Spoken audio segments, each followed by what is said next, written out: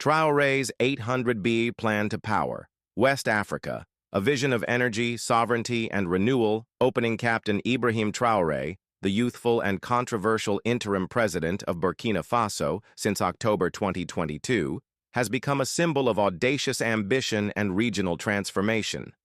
In an era marked by post-colonial turbulence and geopolitical realignments, he unveiled a sweeping $800 billion blueprint, a clean energy megaproject aiming to bring electricity to all of West Africa. It's a vision at once hopeful, complex, and fraught with real-world challenges. The vision takes shape at its heart.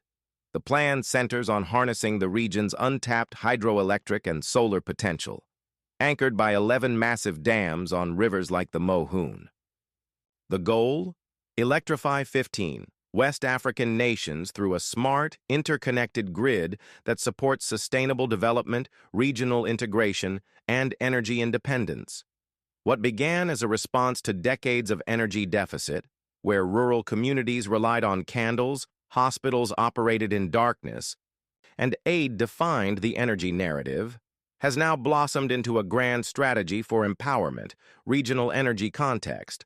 The World Bank and other energy institutions estimate that achieving universal power access across West Africa, especially through renewables, regional trade, and modern infrastructure, would cost more than $500 billion by 2050, Traoré's $800 billion proposal. While ambitious, isn't without precedent in scale, but it signals a commitment beyond piecemeal solutions, aiming instead to structurally transform the power landscape. Strategic alliances and self-reliance. Traoré's leadership extends well beyond energy. He's charted a course toward economic sovereignty, refusing Western financial dependency. His regime established the country's first domestic gold refinery, approved in November 2023, aimed at reducing illicit gold exports and retaining value locally.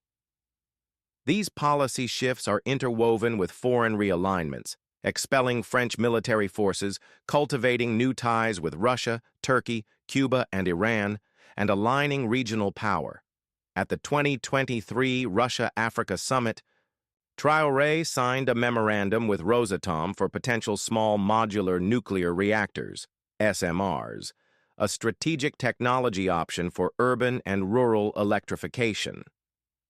On the ground impact, Traoré's strategy isn't solely about infrastructure, it's also social. With his government investing in agriculture, healthcare, and youth engagement, the foundations for energy-led progress are being laid. Mobile clinics, with solar-powered equipment, and free healthcare campaigns aim to improve rural well-being. The distribution of tractors, pumps, and farming equipment is increasing crop yields and enhancing food security.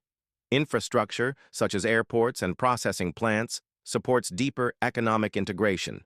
These are the roots that make nationwide energy access meaningful, not just for lights, but for dignity and opportunity. Challenges and risks, yet realism tempers optimism. Critics cite concerns that Traoré's government has faced allegations of rights violations, especially in ongoing conflict zones. The region grapples with growing violence. Militant attacks have spiked sharply under military rule. Donor backlash and geopolitical tension from Western nations may stall investment. Moreover, the scale of $800 billion remains largely aspirational. It signals intent, yet securing multilateral funding, managing logistics, and coordinating across 15 nations are monumental tasks. Voices from the field. From the energy corridors to online forums, different perspectives emerge. This is a heavily moderated, socialist community. Nuclear power is necessary for countries that need to industrialize. Burkina Faso's leader discussed a possible joint project to create a plant in his country with his Russian counterpart, a key strategic asset to provide power to neighboring countries. These sentiments reflect both hope and skepticism about the feasibility and geopolitical implications of such energy projects. Conclusion. Power beyond electricity, Traoré's $800 billion energy plan is more than infrastructure. It is an emblem of autonomy, unity, and vision. It envisions West Africa illuminated by rivers, sun, and technology, connected by smart grids, and managed by Africans for Africans.